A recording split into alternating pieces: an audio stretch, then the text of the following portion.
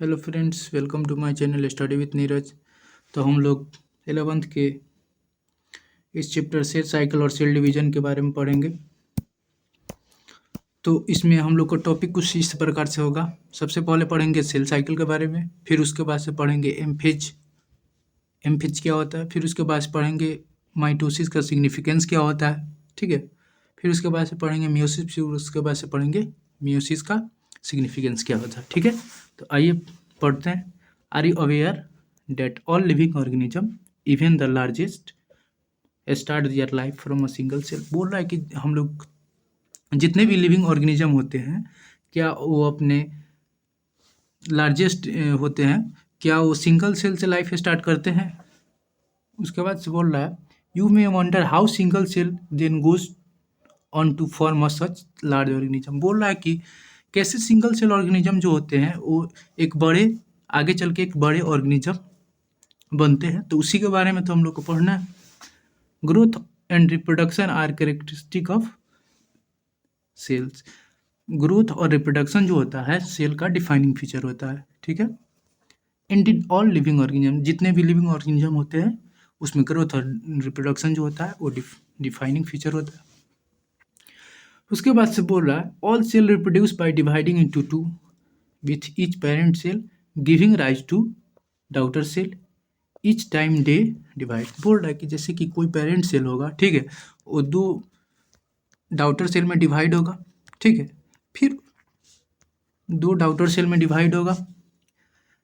This newly form daughter cell can themselves grow and divide. बोल रहा है फिर डॉटर सेल जो होगा, पेरेंट सेल दो डॉटर सेल में डिवाइड होगा और ये दो डॉटर सेल जो होगा वो फिर से दो डॉटर सेल में डिवाइड होगा, ठीक है। Giving rise to a new cell population that form by the growth and division और single parent cell and its progeny. तो वही बात बोल रहा है, जैसे कि कोई सिंगल पेरेंट होगा उससे उसका डॉटर सेल आएगा, फिर वो डॉटर सेल दो डॉटर सेल में डिवाइड होगा, तो फिर उसके डॉटर सेल के लिए ये पेरेंट जैसा बिहेव करेगा, ठीक है। तो ये प्रोसेस जो होता है वो आगे तक चलते रहेगा। In other words such a cycle of growth and division allows single cell to form a structure consisting millions of cells। वही बात है कि जैसे कि एक सिंगल सेल से मिलियंस ऑफ सेल बन जाएंगे, क्योंकि लगातार डिवाइड करते जाएंगे, ठीक है। तो उसके बारे में आगे हम लोग को डिटेल में पढ़ना है सेल साइकिल टॉपिक में, ठीक है। तो आइए पढ़ते हैं सेल साइकिल टॉपिक को। Cell cycle, cell division is a very important process in all living organism. Cell division जो होता है किसी भी लिविंग ऑर्गेनिज्म के लिए बहुत इंपॉर्टेंट प्रोसेस होता है। During the division of cell, cell division के दौरान DNA replication and cell growth also take place. DNA का रेप्लिकेशन होता है, सेल का ग्रोथ होता है। All these process cell division, DNA replication and cell growth hence have to take place in coordinated way to ensure correct division and formation of progeny cell containing intact genome, ठीक है। तो सबसे पहले आइए हम लोग जानते हैं जीनोम क्या होता है। जीनोम ऐसा डीएनए को बोलते हैं जो हमारे डीएनए को रेप्लिकेशन करता है, और डीएनए रेप्लिकेशन होने के बाद ट्रांसक्रिप्शन होता है, उससे प्रोटीन बनता है, और प्रोटीन जो होता है आगे इनहेरिटेंस कैरेक्टर को one generation to next generation लेके जाता है, ठीक है। जैसे कि हम लोग बैक्टीरिया में जानते होंगे जीनोमिक डीएनए के अलावा भी एक डीएनए होता है जिसको हम लोग प्लाज्मिक डीएनए बोलते हैं, ठीक है। तो इसमें वही बात बोल रहा है कि जैसे कि डीएनए रेप्लिकेशन और सेल ग्रोथ जो होता है ये एक दूसरे से जुड़े हुए होते हैं, ठीक है, क्योंकि प्रोजेनी का जो होता है जीनोम जो होता है वो सेल डिवीजन होगा। अब उसके बाद से आइए देखते हैं आगे क्या बोलता है। The sequence of events by which a cell duplicate its genome. सही बात है, जीनोम जो होगा वो डुप्लीकेट होगा। Synthesis the other constituent of cell and eventually divide into two daughter cell term is cell cycle. बोल रहा है कि सेल साइकिल टॉपिक जो हम लोग पढ़ रहे हैं तो उसमें इसी के बारे में पढ़ेंगे कि कैसे एक सेल जो होता है दो सेल में डिवाइड होगा, ठीक है। उसमें डीएनए का भी डिवीजन होगा, ठीक है। डीएनए रेप्लिकेशन होता है जो कैसे प्रोटीन बनेगा, फिर कैसे मियोसिस होगा, ठीक है, वही बता रहा है इसमें। Although cell growth in term of cytoplasmic increase.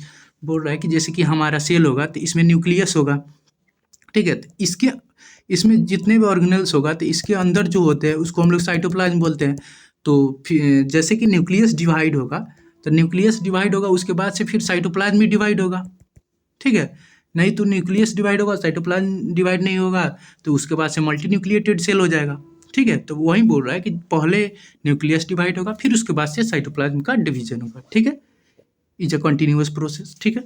DNA synthesis occur only during one specific stage in the cell cycle. बोल रहा है कि डीएनए का सिंथेसिस जो होता है वो किसी स्पेसिफिक स्टेज में होता है, ठीक है, नहीं कि कहीं भी हो जाएगा। उसके लिए डिवीजन रहता होगा, जैसे कि G1 S और G2 हम आगे चल के हम लोग पढ़ेंगे, तो उसमें इन डिटेल पढ़ना होगा कि किस फेज में डीएनए का रिप्लिकेशन होता है, डिप्लीकेशन, और किस फेज में ट्रांसलेशन होता है, ठीक है। For the replicated chromosome DNA are then distributed to daughter nuclei by a complex series of events during the cell division। वही बोल रहा है कि जैसे कि जो भी मतलब डाउटर न्यूक्लियाई जो होता है उनका जैसे क्या होता है कि डिस्ट्रीब्यूट होता है nucleus. These event are themselves under the genetic control. बोल रहा है कि जैसे कि मतलब न्यूक्लियस का डिवीजन होगा तो उसमें जो जीनोमिक डीएनए होगा वो क्या करेगा, जेनेटिक कंट्रोल को मेंटेन करेगा, ठीक है। अब आइए नीचे देखते हैं। अब हम लोग को इसमें पढ़ना है कि फेज, सेल साइकिल का फेज के बारे में पढ़ना है, ठीक है। तो आइए पढ़ते हैं।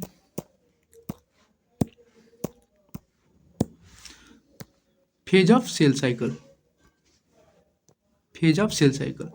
अ typical eukaryotic cell is illustrated by human cell in culture, ठीक है। अगर सबसे पहले हम लोग सेल को डिवाइड करने के लिए कल्चर मीडियम में कोई रखेंगे। This cell divide once in approximately every 24 hours. प्रत्येक 24 आवर्स में हमारा सेल जो होगा वो डिवाइड होगा, ठीक है। However this duration of cell cycle can vary from organism to organism and also from cell type to cell type. बोल रहा है कि जैसे कि हम लोग का सेल डिवीजन का जो टाइमिंग होगा वो ऑर्गेनिज्म टू ऑर्गेनिज्म वेरी करेगा, और किस टाइप का सेल है उस टाइप पे डिपेंड करेगा हम लोग का सेल का डिवीजन जो होगा उसका ड्यूरेशन क्या होगा, ठीक है। जैसे कि इसमें एक एग्जाम्पल दिया हुआ है, ईस्ट जो कि क्या होते हैं, फंजाई होते हैं, यूनिसेलुलर फंजाई होते हैं, और उनका जो डिवीजन सेल साइकिल का डिवीजन टाइम जो होता है वो 90 मिनट्स का होता है, ठीक है। तो इसमें एग्जाम्पल से पता चल गया कि ऑर्गेनिज्म टू ऑर्गेनिज्म और सेल टाइप पे वेरी करेगा, ठीक है। तो अब आइए पढ़ते हैं। सेल साइकिल को दो फेज में डिवाइड किया हुआ है। एक होता है इंटरफेज, सेकेंड होता है एम फेज, ठीक है, जिसको हम लोग माइटोसिस फेज भी बोलते हैं। तो आइए पढ़ते हैं। अब इसके बाद से बोल रहा है The M phase represent the phase when the actual cell division or mitosis occur, and interphase represent the phase between two successive M phase। बोल रहा है M phase जो होता है वो एक्चुअल डिवीजन और माइटोसिस रिप्रेजेंट करता है, और इंटरफेज जो होता है वो दो M phase के बोल रहा है सक्सेसिव, दो M phase के सक्सेसिव में आता है, ठीक है।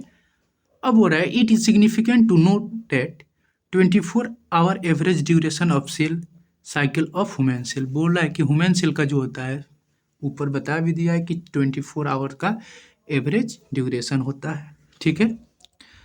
Cell division proper last for only about an hour, और सेल का डिवीजन होता है वो प्रॉपर लास्ट किसी 1 घंटे में होता है, ठीक है। और interphase last more than 95% duration of cycle. मतलब क्या बोले 23 आवर अगर बोला जाए, 95% अगर देखते हैं तो 23 आवर हम लोग का इंटरफेज में जाता है, और लास्ट का 1 घंटा जो होता है वो माइटोसिस फेज में जाता है, ठीक है। उसी बात को बोल रहा है। The M phase start with nuclear division. The M phase start with nuclear division corresponding to the separation of daughter chromosome, जिसको क्या बोलते हैं, कैरियोकाइनेसिस बोलते हैं। एम फेज में क्या होता है, न्यूक्लियस जो होता है डिवाइड होता है, उसमें क्रोमोसोम भी डिवीजन होता है जिसको हम लोग कैरियोकाइनेसिस बोलते हैं, and usually ends with division of cytoplasm cytokinesis. ठीक है। अगर कैरियोकाइनेसिस होगा उसके बाद सेट साइटोकाइनेसिस भी होता है, नहीं तो सेल जो होता है मल्टी न्यूक्लिएटेड हो जाएगा। द इंटरफेज दो called the resting phase. Interphase को हम लोग रेस्टिंग फेज बोलते हैं क्योंकि इसमें सेल जो होता है प्रिपेयर्ड होता है, डिवीजन नहीं होता है। डिवीजन जो होता है ओएम फेज में होता है, ठीक है, इसलिए इसको हम लोग रेस्टिंग फेज बोलते हैं। Is the time during which the cell is preparing for division by undergoing both cell growth and DNA application in orderly manner. वही बोल रहा है कि जैसे कि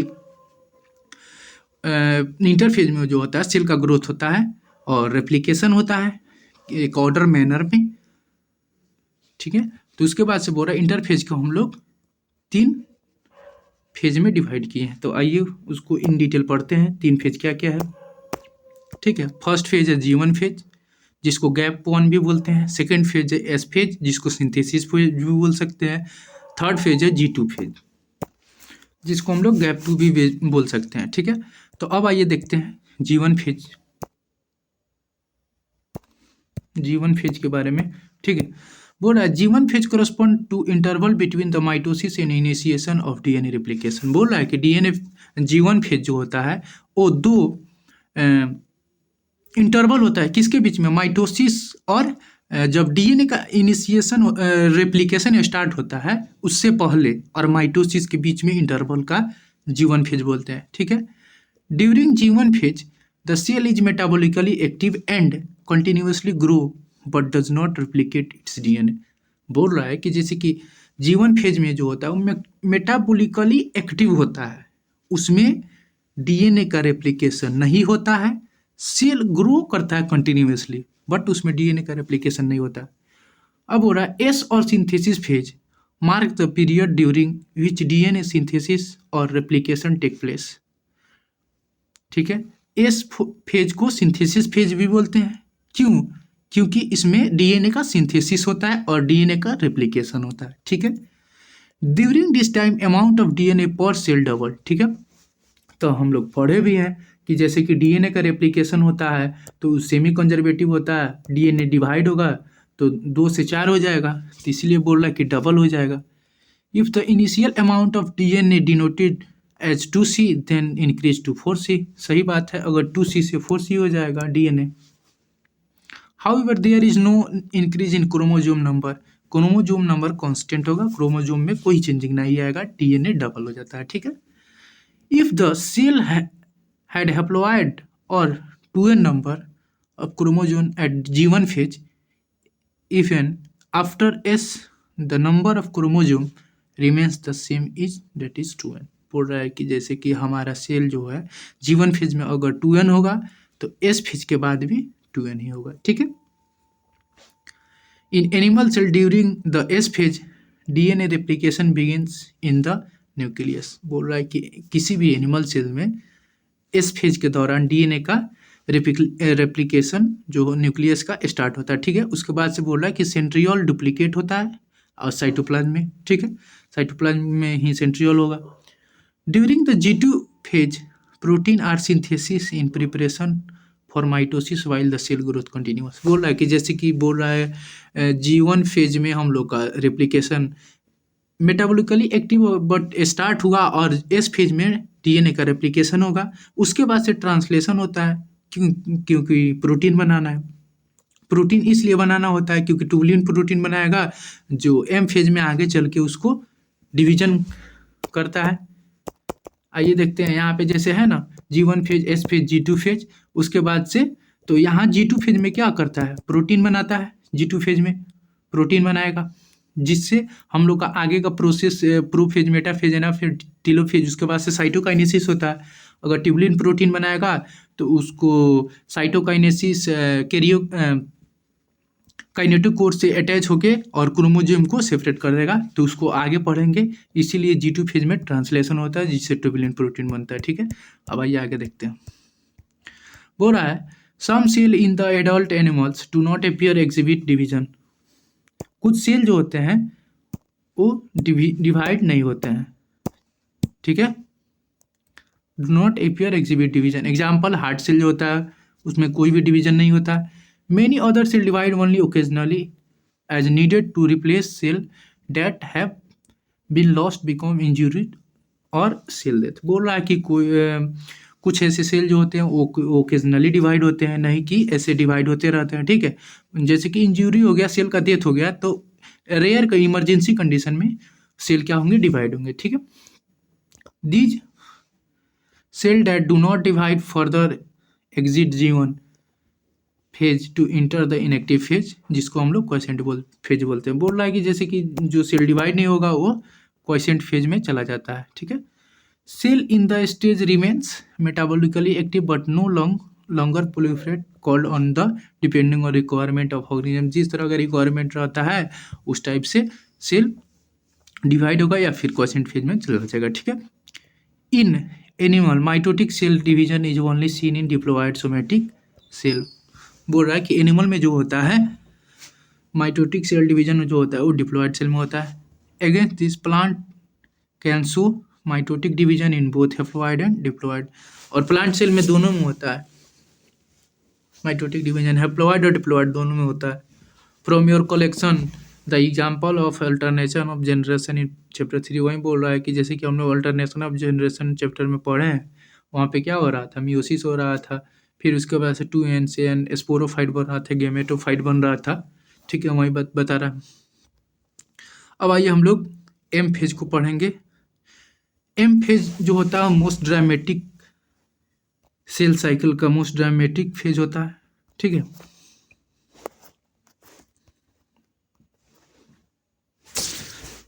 this is the most dramatic period of cell cycle, ठीक है, involving a major reorganisation of virtually all component of cell, ठीक है।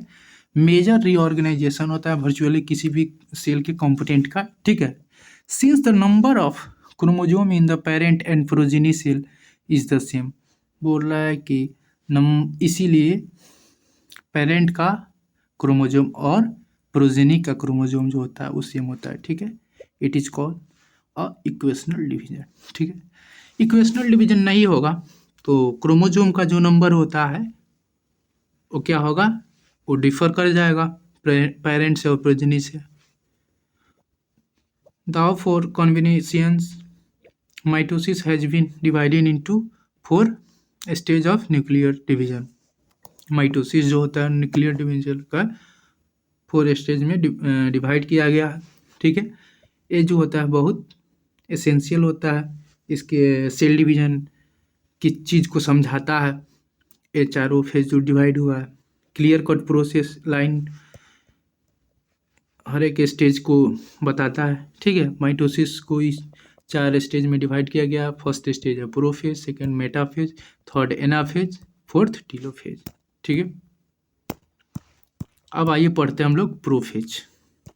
प्रोफेज स्टेट में क्या क्या होता है, ठीक है। Prophase which is the first stage of mitosis follow the SNG2 phase and interphase। Bora prophase जो होता है वो फर्स्ट स्टेज होता है माइटोसिस का, और जो कि S और G2 के को फॉलो करता है, ठीक है। In the SNG2 phase the new DNA molecule form are not distinct but intertwine. बोल रहा है कि जैसे कि क्या S और G2 फेज में DNA का मॉलिक्यूल जो होता है वो मतलब इंटरवाइंड रहता है। DNA मॉलिक्यूल जो होता है वो इंटरवाइंड होता है, मतलब अच्छे से नहीं, खुला हुआ नहीं रहता है, उलझा हुआ रहता है। Prophase marked by initiation of condensation of chromosome material. Prophase जो होता है उसमें क्या होता है, जो भी जैसे कि क्रोमेटिन होता है, ठीक है, तो क्रोमेटिन से क्रोमोजोम में कंडेंस होना चालू करेगा क्रोमोजोमल मटेरियल, ठीक है।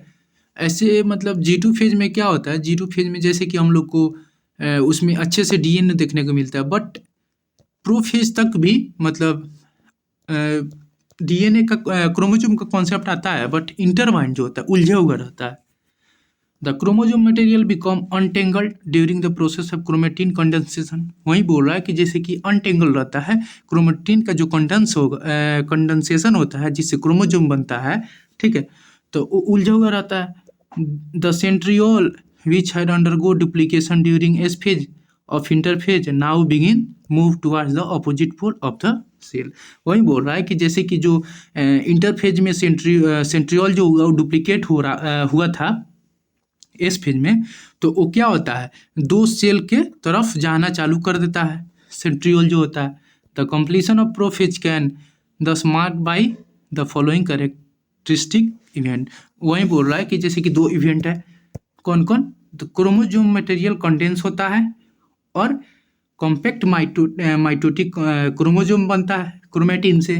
क्रोमोजोम जो होता है हम लोग को देखने के composed chromatid attach together centromere. उसके बाद से क्या होता है, सेंट्रोमियर से अटैच हो जाता है। सेंट्रोमियर क्या बोलते हैं, जैसे कि दो क्रोमोजोम होगा तो वहाँ पे जो लगा हुआ होगा उसको हम लोग सेंट्रोमियर बोलते हैं। ठीक है, अब बोल रहा है कि initiation of the assembly of mitotic spindle, the microtubules, the proteinaceous component of cell cytoplasm help in the process.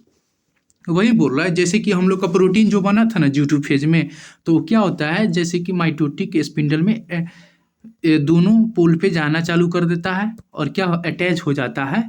ठीक है, उसके बाद से साइटोप्लाज्म जो होता है प्रोटीनियस कंपोनेंट को हेल्प करता है और दोनों पोल पे जाएगा। ठीक है, अब आइए उसके बाद से देखते हैं। Cell at the end of prophase, when the view under the microscope do not show Golgi complex, endoplasmic reticulum, nucleolus and nuclear envelope। जितने भी सेल ऑर्गेनेल्स होते हैं वो सब गायब होना चालू कर देते हैं। ठीक है, वही बात बोल रहा है इसमें।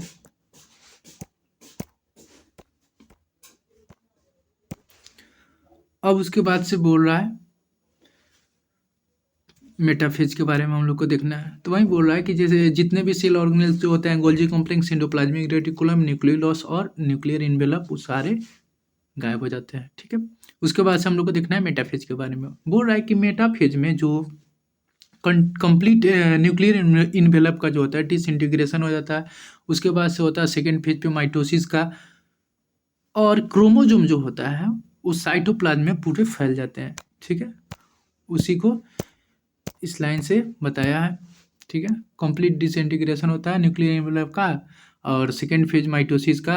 उसके बाद से क्रोमोजोम जो होता है वो पूरे साइटोप्लाज्म में फैल जाते हैं। ठीक है, by the stage condensation of chromosome is completed. इस स्टेज में क्रोमोजोम का जो कंडेंस होना होता है वो कंप्लीट हो जाता है।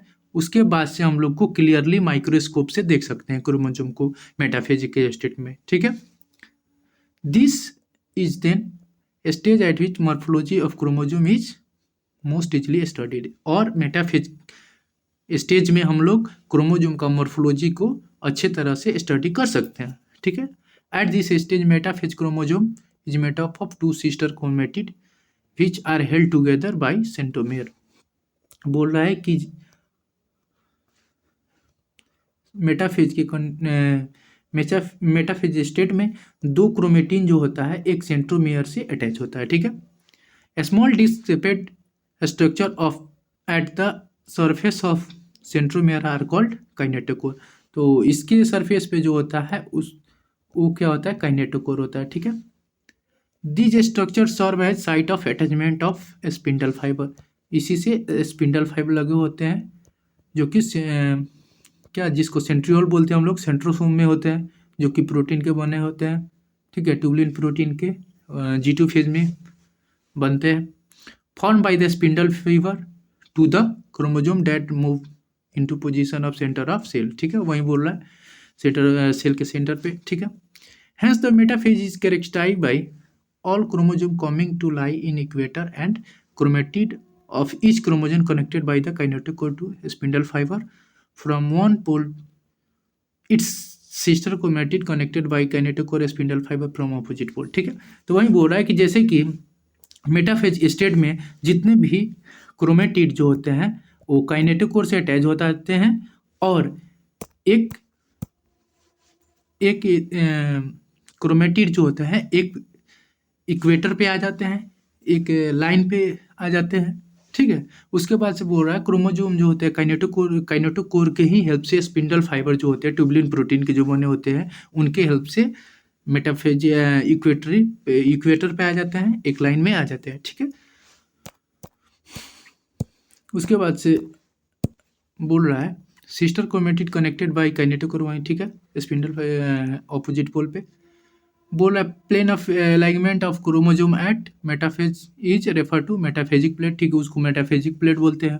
The key feature of metaphase, तो पूरा एनालिसिस करके हम लोग दो चीज़ इससे सीखेंगे। वो क्या क्या होगा कि स्पिंडल फाइबर जो होगा वो काइनेटिक क्रोमोसोम से अटैच होगा, क्रोमोसोम जो होगा वो मूव करेगा इक्वेटर प्लेट पे और get align metaphasic plate through the spindle fibre. Spindle fibre के हेल्प से मेटाफेजिक प्लेट बनना चालू हो जाएगा, इक्वेटर पे सभी क्रोमोसोम आ जाएगा, ठीक है। इसके बाद से आइए देखते हैं एनाफेज।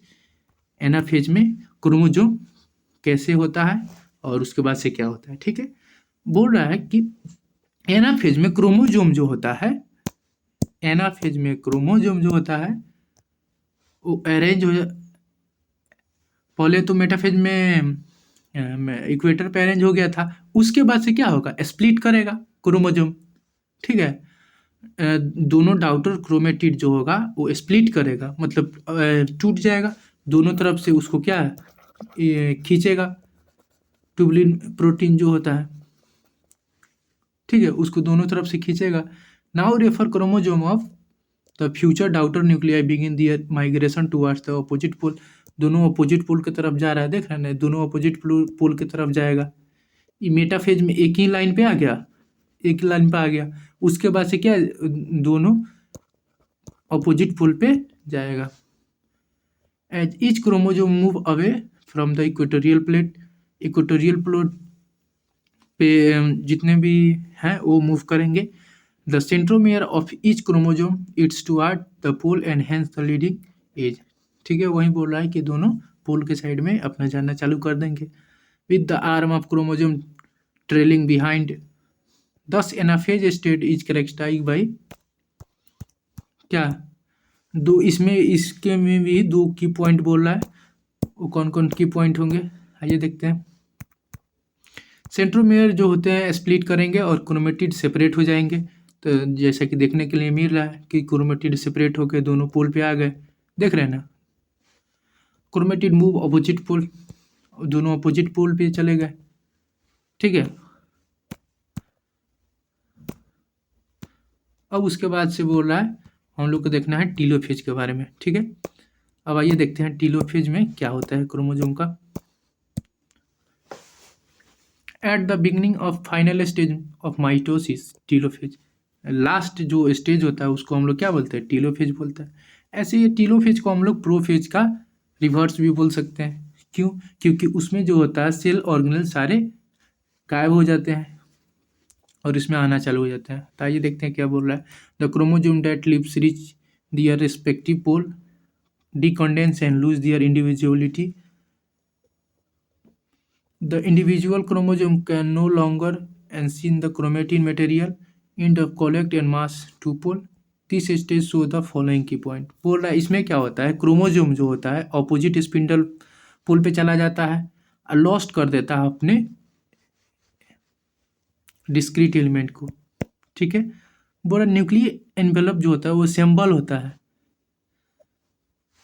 क्लस्टर में, जैसे कि क्या होगा, जैसे दोनों पोल पे जाएगा जब क्रोमोसोम, ठीक है, तो वो क्या होगा, एक एक जगह आके क्लस्टर हो जाएगा, सभी न्यूक्लियस गोल्जी कॉम्प्लेक्स और ईआर जो होते हैं वो बनना चालू हो जाते हैं, ठीक है। दोनों क्रोमोसोम जो होते हैं अपोजिट पोल पे जाएंगे, क्रोमेटिड दोनों अपोजिट पोल पे जाएंगे।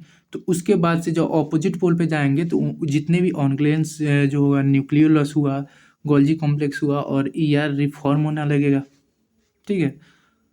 तो उसके बाद से अब देखिए, अब देखते हैं साइट क्या, अब तो न्यूक्लियस मेरा 2 हो गया, कैरियोकाइनेसिस हो गया, उसके बाद से हम लोग का प्रोसेस क्या चलेगा, साइटोकाइनेसिस चलेगा।